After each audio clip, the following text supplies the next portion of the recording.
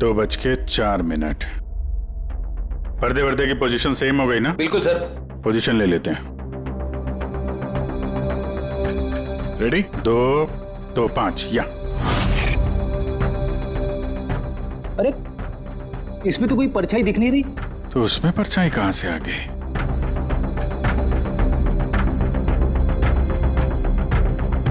धूप इधर से आ रही। पूर्वी जरा उधर जाके खड़ी हो ना। या बस। हाँ इसमें परछाई दिख रही है, बिल्कुल वैसी की वैसी, सेम टू सेम। वैसा ही था। यहाँ पे कोई पांचवा भी था और वो वहीं खड़ा था जहां मैं खड़ी थी। ये वही आदमी है जिसने सुधीर जी और उनकी फैमिली को मारा है। और उसने हमें ऑलमोस्ट धोखा दे दिया कि ये मर्डर कम सुसाइड है। और उसी की परछाई ने उसे धोखा दे दिया। मगर सर इस परछाई से खूनी तक पहुंचेंगे कैसे? खूनी का मेन टारगेट था सुधीर जी, और वो उस वक्त वहीं पे खड़ा था। कोई जान पहचान वाला ही होगा। करेक्ट।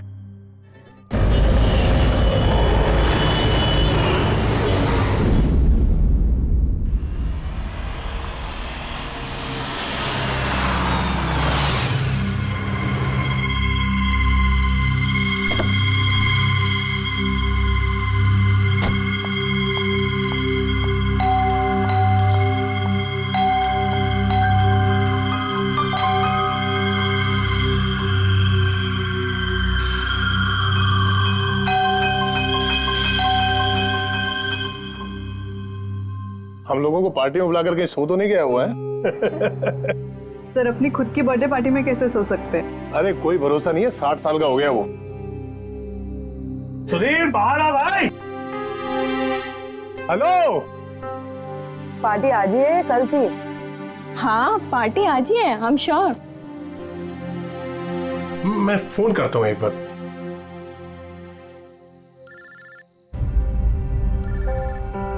घंटी तो अंदर ही बज रही है, इसका मतलब अंदर ही है। तो फिर अंदर से कोई दरवाजे क्यों नहीं खोल रहे हैं? मैंने कहा ना 60 साल का हो गया, बचपना नहीं गया इसका भी। Sudhir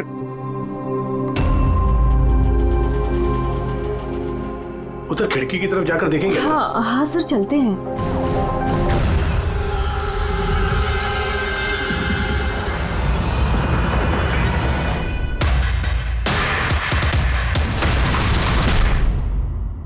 emergency medical card. इन्हें बादाम और फिश से एलर्जी थी।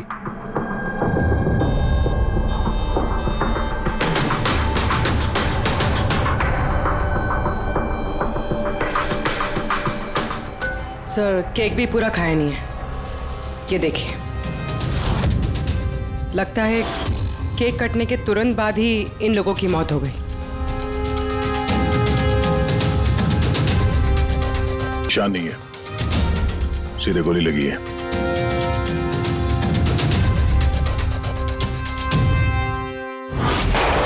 यहीं से गोली मारी होगी।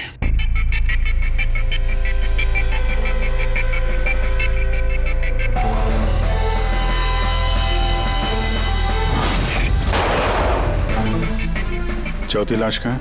अंदर है सर।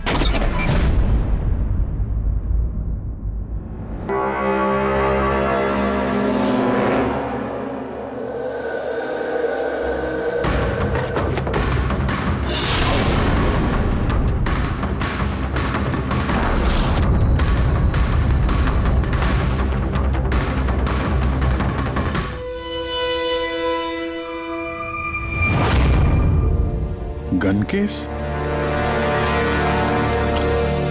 गन गायब है।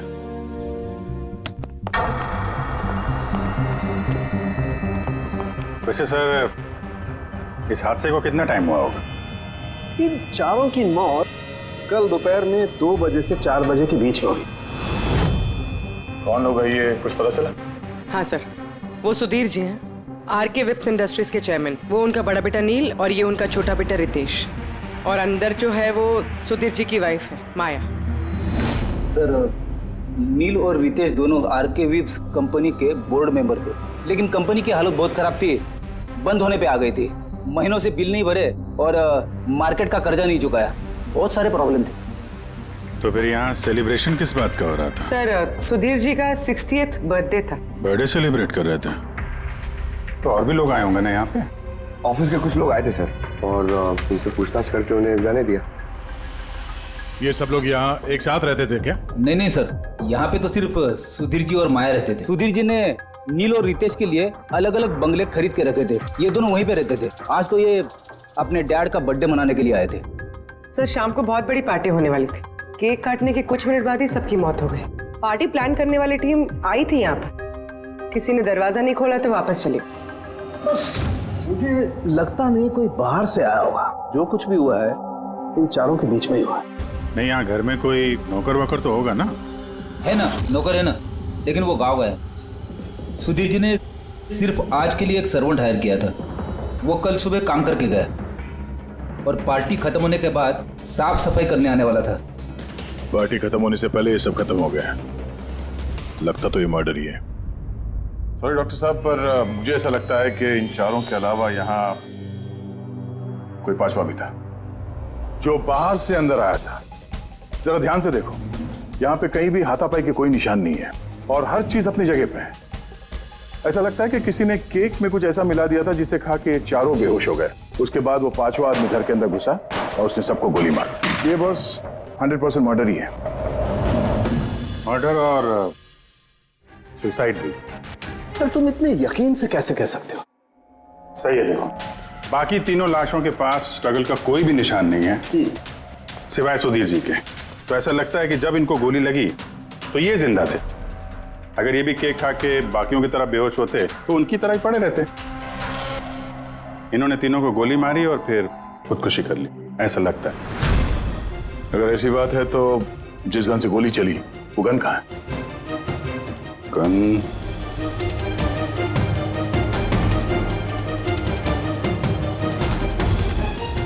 यहाँ गोली लगी है गणपति पे।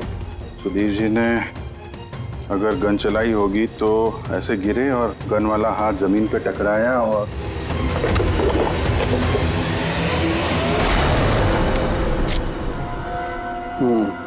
ये रही गन। सर ये देखिए, रितेश का मोबाइल मिला है। सर उसने केक काटने के बाद ही अपने सोशल प्रोफाइल पे सेल्फी अपलोड की। मैं कह रहा था ना, पांचवा कोई हो ही नहीं सकता है। सर पता नहीं क्यों मुझे अभी भी शक है। अब शक करना तो अपना काम ही है सर। एक काम करते हैं, जितने भी एविडेंस हैं, जितनी भी चीजें हैं, ब्यूरो लेके चलते हैं, देखते हैं एसीपी सर क्या कहते हैं। गड़बड़ लगती है सब।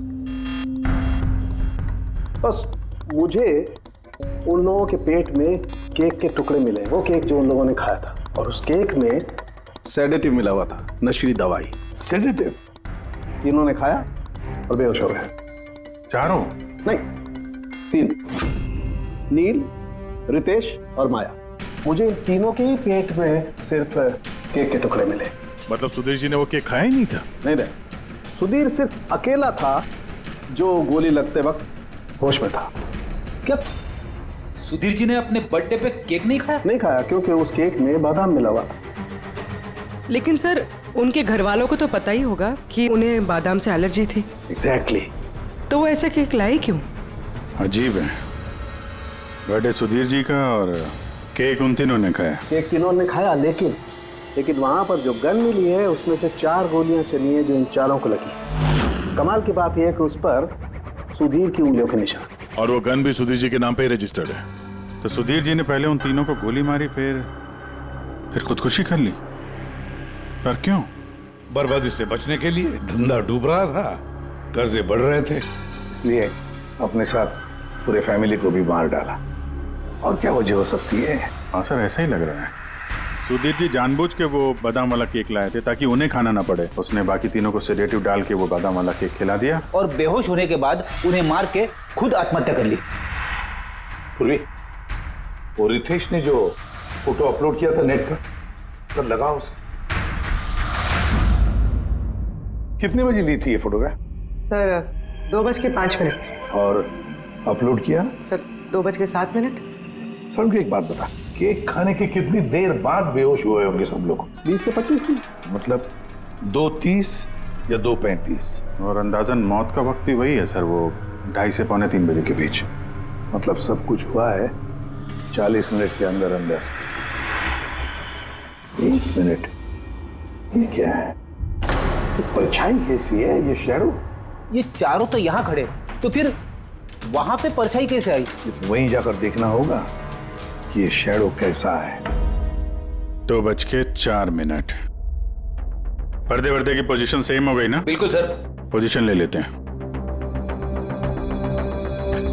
रेडी? 2, 2, 5 या। अरे इसमें तो कोई परछाई दिख नहीं रही। तो उसमें परछाई कहां से आ गई?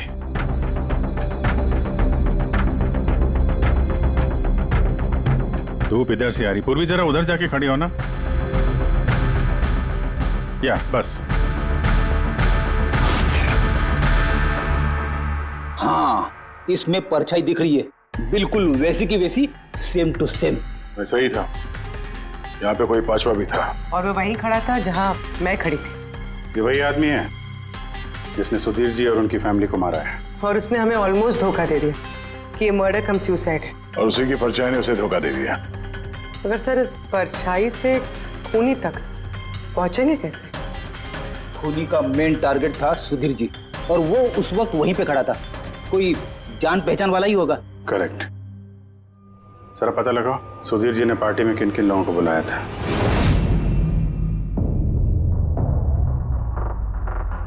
सब मैं परी। तुम सुधीर जी की एग्जीक्यूटिव असिस्टेंट थी? जी सर मैं Janvi. Marketing head. Yes sir. जी मेरा नाम जगन्नाथ है, मैं कंपनी का लॉयर हूँ। और सुधीर जी के पर्सनल लॉयर भी। जी हाँ, लेकिन आप लोग हमसे क्या जानना चाहते हैं? सुधीर जी की कंपनी में करीब 300 लोग काम करते हैं, लेकिन उन्होंने अपनी पार्टी में सिर्फ आप तीनों को बुलाया।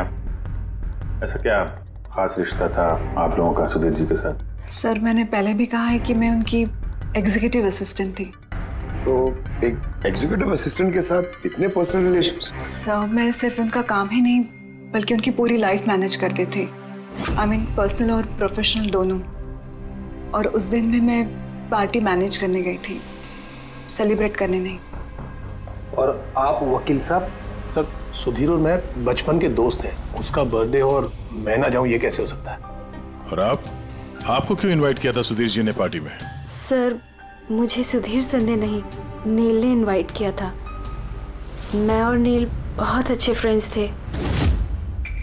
सी आप उनका पूरा शेड्यूल मैनेज करती थी। तो पार्टी वाले दिन कोई मिलने आने वाला था? कोई मीटिंग वगैरह रखी थी आप लोगों ने? सर उस दिन बैंक हॉलीडे था तो कुछ मीटिंग या अपॉइंटमेंट नहीं थी, और उनका बर्थडे था तो वो पूरा दिन अपनी फैमिली के साथ ही स्पेंड करना चाहते थे। कल दोपहर 2 और 3 के बीच में आप तीनों कहाँ थे? सर मैं तो अपने घर पे ही थी, वी ब्लॉग बना रही थी। Vlog? Video blog. मेरा एक इंटरनेट चैनल है जिस पर मैं कुछ वीडियो बना के अपलोड करती हूँ। सर मैं घर पे सो रही थी, मेरी तबीयत ठीक नहीं थी। सर मैं अपनी फैमिली के साथ फिल्म देखने गया था। अच्छा, इधर हाल ही में सुधीर जी के बिहेवियर में कोई बदलाव देखा आप लोगों ने? हाँ सर, मैंने एक बात नोटिस की थी। सर अभी से कुछ 1 महीने पहले हम लोगों की मीटिंग चल रही थी।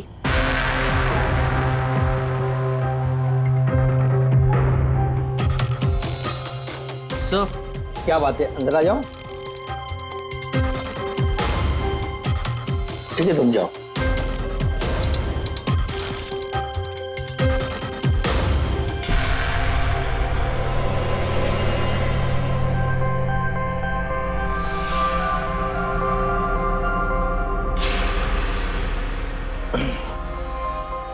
Sorry gentleman, meeting is over. बच्चों के कपड़े? Yes sir. अच्छा, और कुछ नोटिस किया आप लोगों ने? कोई अजीब बात?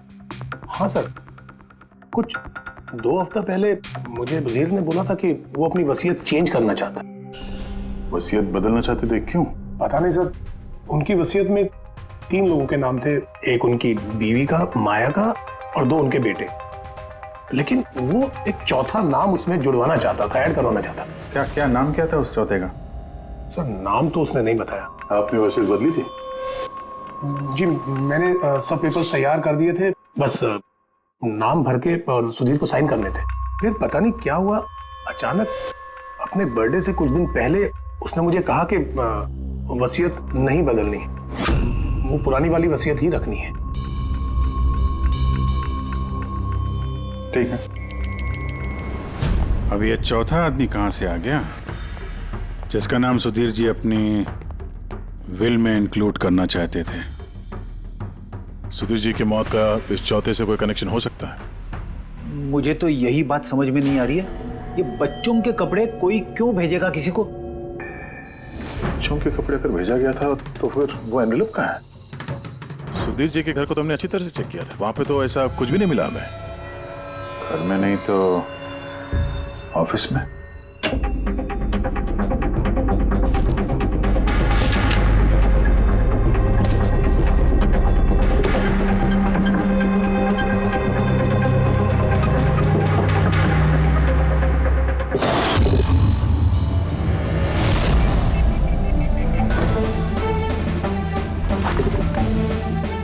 मिल गया।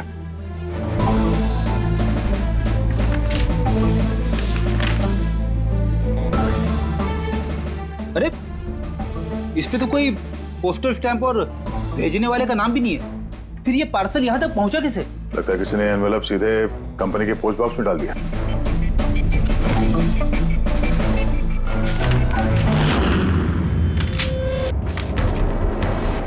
इस एनवेलप को डॉक्टर सालुंकी के पास भेज देते हैं, शायद उन्हें कुछ मिले। ठीक है। ये जानवी कह रही थी ना, ये पार्सल देख के मिस्टर सुधीर एकदम चौंक गए थे। हो सकता है कोई पुरानी याद ताजा हो गई हो। और उसके बाद उन्होंने किसी को कॉल भी किया होगा। पिछले महीने के कॉल डिटेल्स मंगवाते हैं सुधीर जी के। देखते हैं ये एनवेलप मिलने के बाद सुधीर जी ने सबसे पहले फोन किसको किया था। सुधीर का फोन आया था एक अरसे के बाद। क्या बात हुई थी आप दोनों की? गुस्से में था कि मैंने उसे वो एनवेलप क्यों भेजा, लेकिन मैंने उसे कोई एनवेलप नहीं भेजा। लेकिन कोई तो वजह होगी, सुधीर जी ने आप पे शक किया। जी हाँ, वो एनवेलप में बच्चे के कपड़े थे। उसे लगा कि वो वही कपड़े थे जो मैंने और सुधीर ने हमारे बच्चे के लिए खरीदे थे। अब हमारे बच्चे के लिए? मेरा और सुधीर का बच्चा। 30 साल पहले मैं आरके विप्स कंपनी में अकाउंट डिपार्टमेंट में काम करती थी। सुधीर के पापा उसके मालिक थे। वहाँ सुधीर और मेरे बीच में प्यार हो गया, और कुछ समझ पाती उसके पहले मुझे पता चला कि मैं सुधीर के बच्चे की माँ बनने वाली हूँ। तो आप दोनों की शादी नहीं? जी नहीं। सुधीर ने तो वादा किया था, लेकिन उसके पेरेंट्स राजी नहीं थे, क्योंकि मैं उनकी हैसियत की नहीं थी। वो तो सुधीर की शादी बहुत ही रईस खानदान में और उनकी स्टेटस की लड़की से करना चाहते थे। फिर उसके पेरेंट्स ने और फैमिली ने बहुत कोशिश की उससे, मुझे, यहाँ तक कि मेरी फैमिली को समझाने की कि मैं बच्चा गिरा दूं, लेकिन मैंने भी ठान लिया था कि चाहे कुछ भी हो जाए मैं बच्चे को जन्म दूंगी।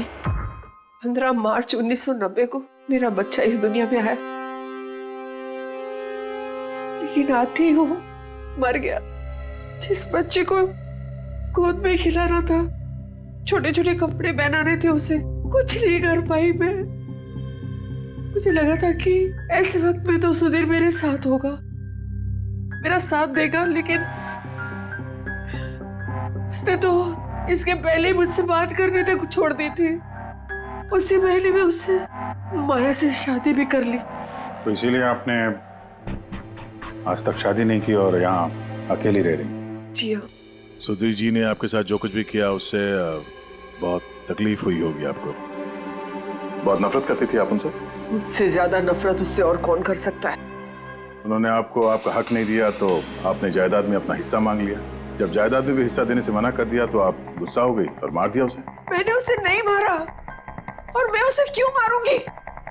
मैं तो चाहती थी कि वो जिंदा रहे और जिंदगी भर तड़पे।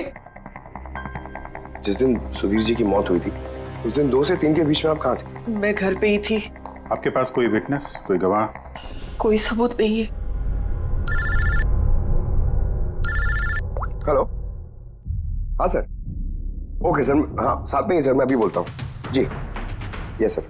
सर सालू के सर फोरेंसिक बुला रहे हैं जल्दी, कह रहे हैं कि कुछ दिखाना है। सुनोगे तो यकीन नहीं आएगा बॉस, उस एनवेलप की जब मैंने अच्छी तरह से जांच की तो मुझे फिंगरप्रिंट्स तो किसी के नहीं मिले, लेकिन उस एनवेलप पे से मुझे डीएनए के लिए सैंपल मिल गया। जिस किसी ने भी वो एनवेलप भेजा उसने शायद मुंह से थूक लगा के उसे सील किया है, और इसीलिए मुझे उस एनवेलप पर से सलाइवा के ट्रेसेस मिल गए जिससे डीएनए प्रोफाइल बनाया जा सकता। लेकिन सर डीएनए टेस्टिंग के लिए तो 4-6 हफ्ते लग जाते हैं। हाँ, और मैं 5 दिन के लिए जा रहा हूँ दिल्ली एक कॉन्फ्रेंस में, लेकिन उससे पहले मैंने कुछ प्राइमरी टेस्ट कर लिए। अब क्या निकला सर आपके इस टेस्ट में? इस टेस्ट से मुझे पता लगा है कि ये जिस किसी का भी डीएनए, उसका डीएनए सुधीर जी के डीएनए के साथ मैच करता है। क्या? इसका मतलब है कि इसका मतलब ये है कि जिसने भी ये एनवेलप भेजा है वो सुधीर का कोई खून का रिश्तेदार है। मतलब सुधीर का कोई अपना सुधीर को ही ब्लैकमेल कर रहा है। और कौन हो सकता है? सर अदिति के पेट में जो बच्चा था उस वक्त वो तो मरा हुआ पैदा हुआ था। हाँ, और सर बचे सुधीर जी के बेटे रितेश और नील। कहीं उन दोनों को सुधीर जी और अदिति का राज पता तो नहीं चल गया था? क्या पता उसी के लिए ब्लैकमेल कर रहे हो उन बच्चों के कपड़े बेच के। अच्छा सर, वो जो बच्चों के कपड़े मिले थे वो वाकई पुराने हैं या फिर मैले कुचेले करके पुराने दिखाने की कोशिश की गई? मैंने उन्हें स्पेशलाइज्ड लैब में चेक करने के लिए भेज दिया, जल्दी पता लग जाएगा। वैसे पूरी सुधीर के बेटों के बारे में क्या पता चला? क्या करते थे वो? सर 1 साल पहले सुधीर जी ने अपने बेटों को अपनी ही कंपनी में बोर्ड मेंबर बनाया था और उसी के बाद से कंपनी लॉस में जाने लगी। वो दोनों कंपनी के पैसों पे खुद ही ऐश करते थे, महंगी महंगी गाड़ियाँ, बड़े बड़े शौक, सब कुछ करते थे सिवाय काम के। लेकिन सर सुधीर जी अपने बेटों से बहुत प्यार करते थे, दोनों के लिए अलग अलग बंगले। तो कहीं ऐसा तो नहीं कि उन दोनों ने ही वो एनवेलप लेटर बॉक्स में डाला? ये बात समझ में नहीं आ रही है, लेकिन ये ब्लैकमेलिंग क्यों? अरे यार पैसों के लिए, कंपनी डूब रही थी। करेक्ट। कंपनी कंगाल होने से पहले जो कुछ समेट सकते हो समेट लो। अगर ये सुधीर के दोनों बेटे अपने बाप को पैसों के लिए ब्लैकमेल कर रहे थे तो जरूर उनके बैंक अकाउंट्स में पैसे तो आए होंगे, बड़ी रकम आई होगी। एक काम करो, इन दोनों के कंपनी अकाउंट, पर्सनल अकाउंट सब चेक करो, देखो कोई बड़ी रकम आई थी क्या। सर कुछ मिला है? आरके वेब्स इंडस्ट्रीज के अकाउंट से करोड़ों रुपए ट्रांसफर हुए हैं। इसके अकाउंट में ट्रांसफर हुआ है? एक मिनट देखता हूँ सर। ये रितेश या नील का अकाउंट ही होगा? नहीं सर, ये प्राइवेट अकाउंट है, रेचल के नाम पे। कौन से पैसे? आप लोग क्या बोल रहे हैं? मुझे कुछ नहीं पता। कौन से पैसे? वही पैसे जो आरके विप्स के अकाउंट से तुम्हारे पर्सनल अकाउंट में ट्रांसफर हुए हैं। अब कुछ याद आया? वो तो मेरी सैलरी है, मैं वहां पर काम करती थी। Salary 11 crore salary? हाँ, वो भी सिर्फ 2 हफ्तों का। उस हिसाब से तो तुम्हारे महीने की सैलरी 22 करोड़ रुपए हो गई। क्या काम क्या करती हो तुम? ब्लैकमेलिंग का काम। तुम और रितेश मिलकर सुधीर जी को ब्लैकमेल कर रहे थे। देखो रेचल, हम अच्छी तरीके से जानते हैं कि तुमने आरके विप्स में एक दिन भी काम नहीं किया है। अब सीधे सीधे सच बोलोगी या? रितेश नहीं रहा है, उसके हिस्से की जितनी भी सजा है ना वो तुम्हें ही मिलेगी। ब्लैकमेलिंग और एक्सटॉर्शन की सजा जानती हो तुम? मैंने किसी को ब्लैकमेल नहीं किया है। तो क्या सुधीर जी ने तुम्हें 11 करोड़ ऐसे ही खैरात में दिए? सुधीर अंकल ने वो पैसे ट्रांसफर नहीं किए थे। तो फिर किसने किया? मेरे बॉयफ्रेंड रितेश ने। उसने कहा कि कुछ दिनों के लिए वो अपनी कंपनी के पैसे कहीं और रखना चाहता है। कहीं और? क्यों? पता नहीं, और मैंने पूछा भी नहीं। तुमने रितेश से पूछा नहीं, और जब रितेश मर गया तो पुलिस को बताया नहीं?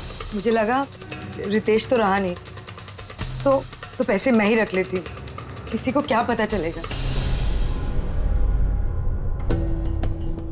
आखिर सुधीर और उसके फैमिली को मारा किसने होगा? परी तो वीडियो बना रही थी, फिर जानवी बीमार थी और जगन्नाथ अपने फैमिली के साथ फिल्म देख रहा था। इस आदित्य के बारे में कुछ समझ में नहीं आ रहा है। और फिर कौन हो सकता है जिसने सुधीर को वो एनवेलप भेजा, वो पैकेज भेजा। कौन है वो जिसका नाम सुधीर वसीयत में डालना चाहता था पर डाला नहीं? कौन?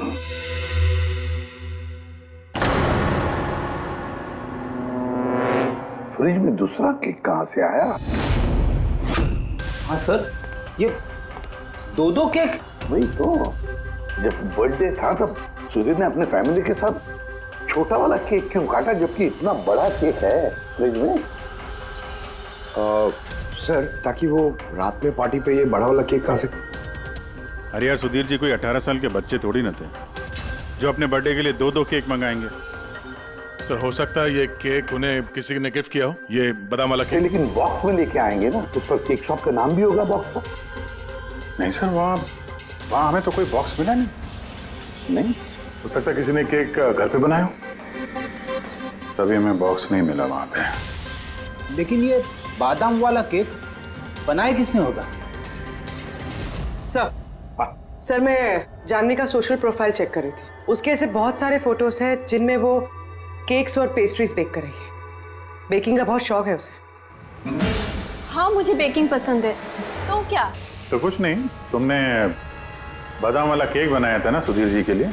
जब मुझे पता है कि उनको बादाम से एलर्जी थी तो मैं उनके लिए बादाम वाला केक क्यों बनाऊंगी? क्योंकि तुम चाहती थी कि वो केक ना खाए, खाते तो बेहोश हो जाते ना। और तुम चाहते थे कि जब तुम उन्हें मारो वो होश में रहे, तड़पे तुम्हारे साथ, गिड़गिड़ाए, है ना?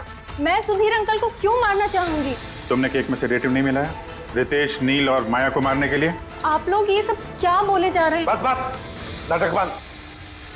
तुमने बोला था ना कि तुम उस दिन बीमार थी और घर पर ही थी, कहीं नहीं गई थी। फिर पार्टी में कैसे गई थी? ना पार्टी में मैं सच में 2-3 बजे तक सो रही थी। फिर मैं जब सोकर उठी तो मुझे लगा कि मैं थोड़ा बेटर फील कर रही हूँ और इसलिए मैं पार्टी में चली गई। इसमें मैंने क्या गलत किया? अगर तुम 2 से 3 बजे तक सो रही थी तो 2:30 बजे के आसपास जब सुधीर जी की मौत हुई तब तुम्हारा मोबाइल उनके घर के पास क्या कर रहा था? देखो जानवी, झूठ बोल के कोई फायदा नहीं है। हमने तुम्हारे मोबाइल के रिकॉर्ड चेक किए हैं। जिस वक्त सुधीर जी की मौत हुई तुम्हारे मोबाइल की लोकेशन उनके घर के पास थी। अब सच बताओगी या और टाइम वेस्ट करना है? मैं और नील एक दूसरे से प्यार करते थे। हमने सोचा कि नील के डैड का बर्थडे है तो हमारे पास अच्छा मौका है उनको सब कुछ बताने के लिए, और इसलिए मैं वहाँ चली गई। वहाँ भटकती रही, नील को कॉल करती रही, घंटों में वहाँ घूमती रही, लेकिन नील का कोई कॉल नहीं आया। मुझे लगा कि शायद नील को मौका नहीं मिल रहा है मुझे कॉल करने का। झूठ! तुम्हें लगा कि नील ने तुम्हें धोखा दे दिया, इसलिए तुमने उसे और उसके पूरे परिवार को मार दिया। ये अच्छी जबरदस्ती है आप लोगों की। अगर मुझे बेकिंग पसंद है तो इसका मतलब ये तो नहीं कि खून मैंने किया है। इंटरनेट पर रेसिपी देखकर केक तो कोई भी बना सकता है।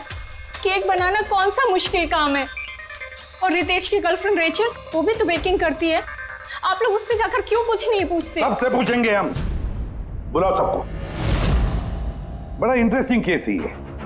ऐसे बहुत कम होता है कि इतने सारे लोगों के पास एक ही आदमी की जान लेने के लिए मौका भी है और मकसद भी। आप लोग फिर से? सर, मैं क्यों मारूंगी उनको? आप नील से शादी करना चाहती थी, फैमिली ने मना कर दिया। ये तो बड़ी वजह है खून करने के लिए।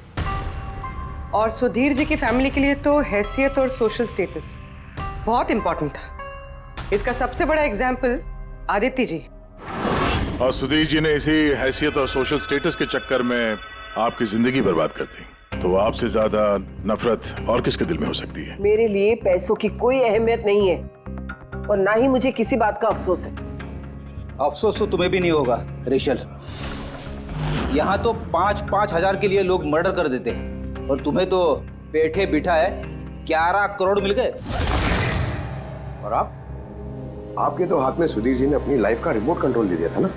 आप सब जानती थी उनके बारे में, ये भी जानती थी कि वो अपनी गन कहाँ रखते हैं। देखिए, आप जो कहना चाहते हैं वो कह सकते हैं। मैंने आपको पहले भी बताया कि मैं उस दिन घर पे वीडियो ब्लॉग बना रही थी। चाहे तो आप मेरा मोबाइल भी चेक कर सकते हैं। हाँ बिल्कुल, लाइए। पता तो चले वीडियो ब्लॉग कैसे बनाया जाता है।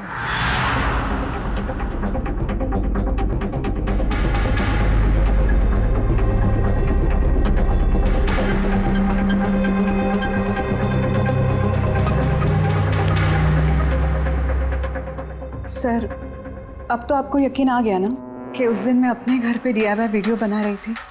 DIY मतलब? Do it yourself. सर, मैं अपने इंटरनेट चैनल पे लोगों को रोज के काम करने के इजी तरीके बताती हूँ। Do it yourself. सर, हाँ, न्यूज़पेपर देखिए, डेट भी वही है। हाँ है तो वही। यानी वीडियो उसी दिन शूट हुआ है। सर, अपुरे, सर मैंने मेमोरी कार्ड पे डेट और टाइम चेक किया। ये वीडियो उसी दिन बना है, 2 और 4 के बीच बना है। अच्छा। और सर, परी की मोबाइल लोकेशन क्रॉस चेक की हमने, तो पता चला कि उस दिन वो घर पे ही थी। पूर्वी एक काम करो, इन चारों लेडीज को अलग अलग कमरे में बिठाओ। सर चलिए।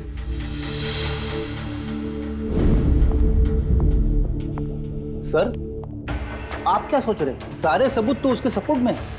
मुझे तो इस केस में अंधेरा छाता हुआ नजर आ रहा है। फिर एक बात तो पक्की है ना कि जब अंधेरा होता है तब परछाई नहीं होती, लेकिन मुझे लगता है ये सारा का सारा केस परछाइयों का ही खेल है।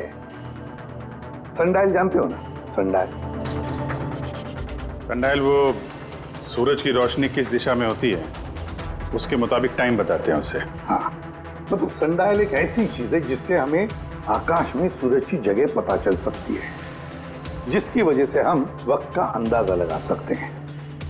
अब देखो, धरती हमारी घूमते रहती है, उस हिसाब से सूरज की जगह भी बदलने लगती है, जिसकी वजह से सनडायल पर परछाई की पोजीशन भी बदलते रहती है। ये तो समझ में आ गया सर, मगर इसका इस केस से क्या लेना देना? लेना देना है फ्रेडी।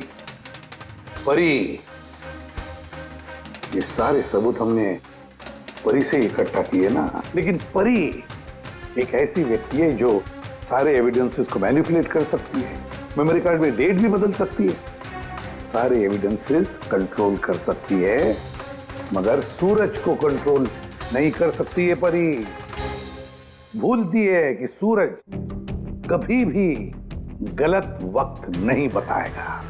मतलब ये परी ने वीडियो में डेट और टाइम दोनों चेंज कर दिया? बदल दिया होगा भी या नहीं, लेकिन अब हम इन परछाइयों से पूछेंगे कि क्या परी झूठ बोल रही है या सच बोल रही है। करेक्ट, ये सेटिंग बिल्कुल वैसी हो गई जैसे परी की वीडियो में थी। और धूप भी लगभग वैसा ही है जैसे उस दिन था। सिर्फ परी की जगह पूर्वी खड़ी है। सर, हम लोग यहाँ पे करने क्या वाले? अगले 6 घंटे तक पूर्वी को यहीं पे इसी जगह खड़ा रहना पड़ेगा जैसे वीडियो में परी खड़ी। हमें ये देखना है कि अगर परी सही बोल रही है तो 2 से 4 बजे के बीच पूर्वी के चेहरे पे ठीक उसी जगह से धूप आएगी जैसे परी के चेहरे पे थी। और अगर सर मेरी परछाई परी की परछाई से मैच नहीं हुई तो देखते हैं। कैमरा ऑन करो।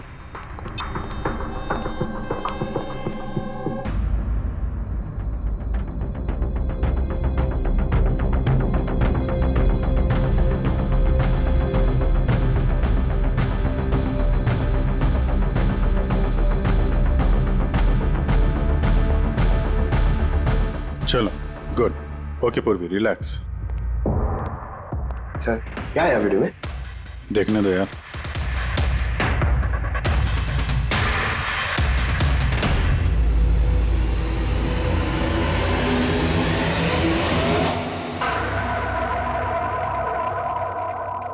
सुबह 11 बजे से 1 बजे के बीच तुमने वो वीडियो रिकॉर्ड किया था, और फिर तुमने बड़ी चालाकी से वीडियो ब्लॉग का डेट और टाइम दोनों चेंज कर दिया। मेमोरी कार्ड में डेट और टाइम बदल दिया, अपने मोबाइल फोन को घर पे छोड़ दिया ताकि हमें लोकेशन वहां का मिले। तुम्हें क्या लगा ये सब करने से हम लोग बेवकूफ बन जाएंगे? हाँ? ना तुम हमें बेवकूफ बना सकी, ना आसमान में निकले सूरज को। तुम्हारे वीडियो में धूप का डायरेक्शन देखकर साफ पता चल रहा है कि वो वीडियो 11 और 1 के बीच शूट हुआ है। अच्छी कोशिश की थी तुमने, लेकिन रिसर्च में कच्ची रह गई तुम। परी, तुम्हारे बारे में हमने सब कुछ जान लिया है। परी, हमें ज्यादा से ज्यादा 4 हफ्ते लगेंगे तुम्हारा DNA टेस्ट करके ये प्रूव करने में कि तुम सुधीर जी की बेटी हो, लेकिन उससे सच बदल नहीं जाएगा।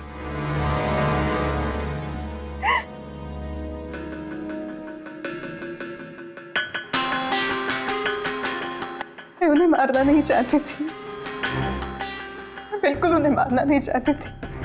मैं बस इतना चाहती थी कि वो मुझे अपना ले। बचपन से लेकर आज तक मैं अनाथ आश्रम में पली हूँ ना, तो बस एक फैमिली चाहिए थी मुझे। तुम्हें सुधीर जी के बारे में पता कैसे चला?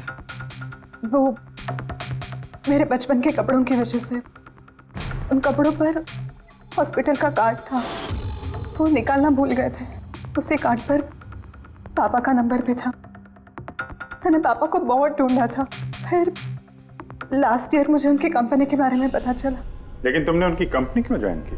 तुम तो चाहती कहीं भी सुधीर जी से मिलकर बता सकती थी कि तुम उनकी बेटी हो। लेकिन मैं पहले उन्हें जानना चाहती थी, मिलना चाहती थी। फिर धीरे धीरे मुझे पता चला कि वो पूरे इंसान नहीं है, वो दिल के अच्छे हैं। तब मुझे ऐसा लगा कि शायद उस वक्त के हालात खराब होंगे, इसलिए उन्होंने मुझे अनाथ आश्रम में भेज दिया था। मगर अब तो सब ठीक हो गया था ना, अब तो वो मुझे अपना सकते थे ना। तो फिर तुमने उनसे मिलते ही वसीयत में हिस्सा क्यों मांगा? क्योंकि मैं जानना चाहती थी कि उनके लिए इम्पोर्टेंट क्या है, पैसे या मैं। तभी सुधीर जी अपनी वसीयत चेंज करना चाहते थे। हाँ, और ये सुन के मैं बहुत खुश हो गई थी। मगर सुधीर ने अपना फैसला बदल दिया, जो तुमसे सहा नहीं गया। सब उनकी वाइफ और उनके बेटों की वजह से हुआ। उनसे ये बर्दाश्त ही नहीं हो रहा था कि पापा मेरा नाम बिल में ऐड करने की कोशिश कर रहे। मतलब एक बार फिर से सुधीर जी ने तुम्हें अपनाने से मना कर दिया? हाँ, और इस वक्त भी फैमिली की वजह से। वो बिल्कुल भी नहीं बदले थे, वो वैसे ही थे जैसे पहले थे। सेल्फिश, मतलबी, गैर जिम्मेदार। सीधे सीधे हिस्सा नहीं मिला तो उन्हें ब्लैकमेल करना शुरू कर दिया? नहीं, मैंने जब उन्हें पहला एनवेलप भेजा तब मेरा ऐसा कोई इरादा नहीं था। वरना मैं इतनी बेवकूफ नहीं हूं कि एनवेलप अपने खुद के मुंह से सील कर। मैं तो यही उम्मीद करती थी कि एटलीस्ट वो मुझे अपनी फैमिली में एक्सेप्ट कर ले, मेरी खुद की भी फैमिली हो। और इसीलिए अपने पापा की बर्थडे के दिन नशीली दवाई वाला बादाम का केक लेकर उनके घर पे गई।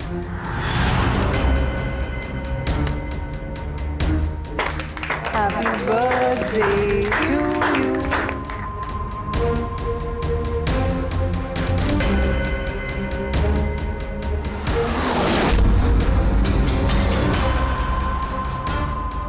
मुझे एलर्जी है।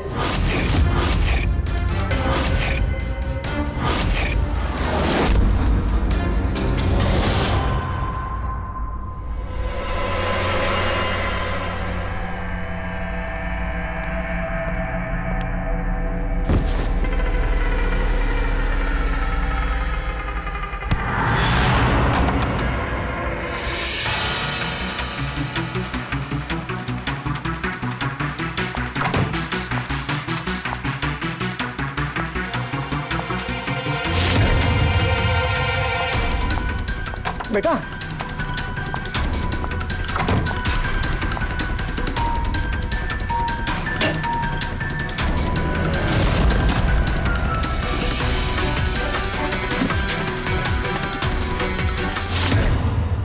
तुम सुधीर जी की पूरी फैमिली खत्म करना चाहती थी ना? तुम्हारा मकसद पूरा हो गया। अब तुम्हारे साथ उनकी फैमिली का आखिरी मेंबर भी खत्म हो जाएगा। जेल जाने से पहले हम तुम्हें किसी से मिलवाना चाहते हैं।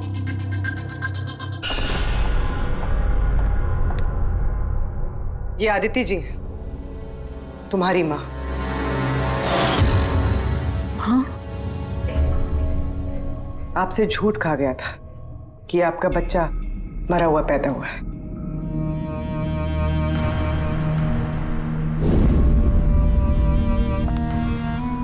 हाँ।